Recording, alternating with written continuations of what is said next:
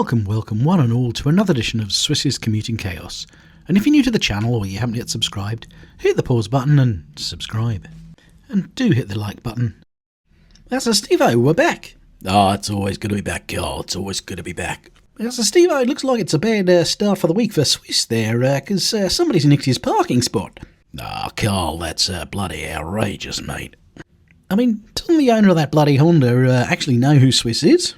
Let's be honest, Carl, does anybody? Although somebody did mention in the comments last week that perhaps Swiss and Beans on Toast were the same person. Yeah, it's just that Swiss is the environmentally friendly alter ego of Beans on Toast. Steve-O, that's really going to piss Toasty off, isn't it? Yeah, Carl, but it's bloody funny. Oh, Tony, it looks like somebody's stuck another parking ticket on the National Guano Depository. Yeah, smashing well. I'm not actually sure I'd want to pull that windscreen wiper up, given the amount of crap that's all over the windscreen. Now, well, Tony, I reckon you'd need to secure the parking ticket with the windscreen wiper, because if you didn't, it's not going to stick to the windscreen, given the deposits that are already on there. Now, it looks like Swiss is coming down the A3, and the lane out to the right is the slip road for the people that want to turn right, going towards Kingston and Richmond. And quite unusually, there's no traffic in it. If you did want to turn right, there's plenty of time for you to switch into that lane. So let's just keep an eye on the BMW SUV up ahead. Because it looks like this Pillox has suddenly slammed on his brake lights, and I wonder why. Yep, that's right, he wants to create his own little lane at the traffic lights that doesn't exist, making all the traffic around him having to take evasive action. And the van driver's none too impressed, he's just giving him the bird. Either that or he doesn't approve of Swiss's motorbike, which is quite likely. So, how do you spot the illegal e-bike? Well, it's quite simple. They're the one wearing the balaclava so they can't be identified. Now, one Sunday at the end of March every year, Swiss gets woken up by a load of racket going past his house. And when he gets on his bike to go and visit his dear old mama, he has to follow a trail down the A217 of burnt castrol oil. He calls it Jimi Hendrix Sunday.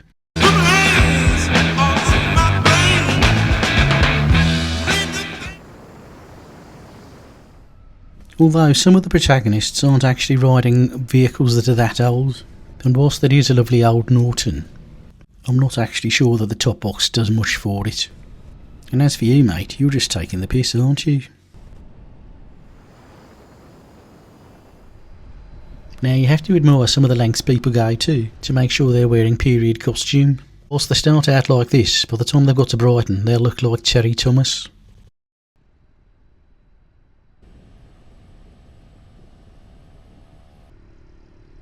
I see Jeff Lynne from ELO wants to get in on the act as well. As does Jason Watkins from the satirical BBC comedy W1A.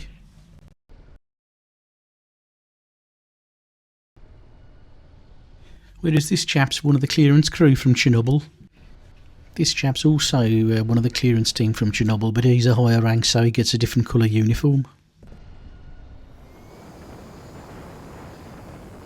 This bloke in his leathers trying to do some vague impersonation of Michael Elphick as Boone.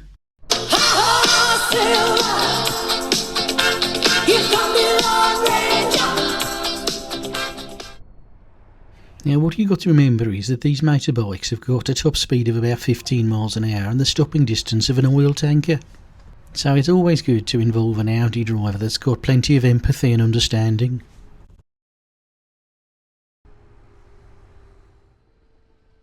Actually, you know what? That's a pretty cool looking bike. Whereas this chap looks as though he's on his daily commute and he's just got on the wrong bike. Oh, there's another one of the Chernobyl clear-up team. And this poor old boy, he looks as though he hasn't got a clue what's going on. Why am I on the bike? Where am I going? Is it time for tea and scones yet? And then, of course, leading the pack, we've got Mr. Gay Pride and his motorised picnic hamper. Oh, Tony, I need to ask the question. Must you, Ralph? I need to know. The jacket this lass is wearing. The pockets seem strategically placed, and what I need to know is, are the hands warming the boobs, or the boobs warming the hands? Or is it a bit of both? Not only has this chap in black got a silly run, but he's also got a top knot. Top knot. But of course now we know what Syndrome from The Incredibles looks like when he's run out of hair product. So what we've got here is a very rare double leg down Larry, and the question you've got to ask is, why is he riding his bike with both legs down when he's riding a trike? The whole point of riding one of those is you don't have to put your foot down at all. What a burk. Yeah, so Steve, it looks like Swiss has seen his dear old mama Sunday morning and he's heading home. Oh yeah, Cole, that's the Raffles Bridge roundabout, and it looks like the guy in the shitting Peugeot's got no intention of stopping. Now, Swiss is at the Park Plaza Hotel, and we can see that the cyclist's coming up to the traffic lights, and we know they're red for them, because the car next to him's about to pull to a stop, but unperturbed, this complete wazzock's going to go straight through the lights. Swiss goes around him, but he does call him an idiot. Idiot!